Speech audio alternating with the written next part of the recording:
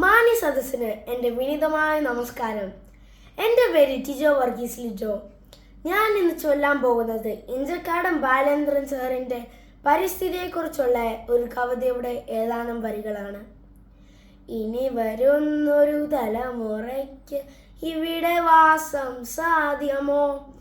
ഇനി വരുന്നൊരു തലമുറയ്ക്ക് ഇവിടെ വാസം സാധ്യമോ? മലിനമായ ജലാശയം, അതിമലിനമായൊരു ഭൂമിയും.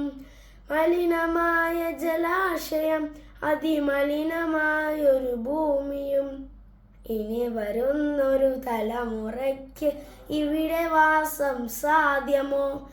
ഇനി വരുന്നൊരു തലമുറയ്ക്ക് ഇവിടെ വാസം സാധ്യമോ?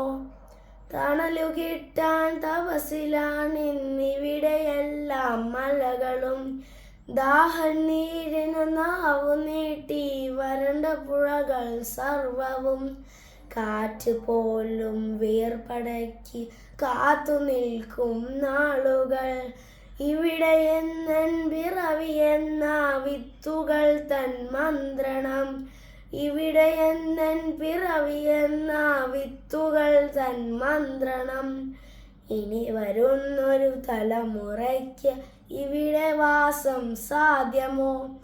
ഇനി വരുന്നൊരു തലമുറയ്ക്ക് ഇവിടെ വാസം സാധ്യമോ?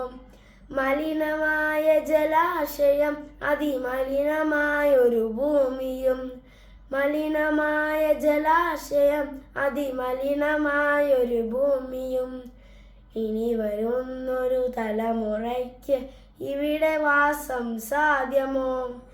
ഇവിടെ വാസം സാധ്യമോ?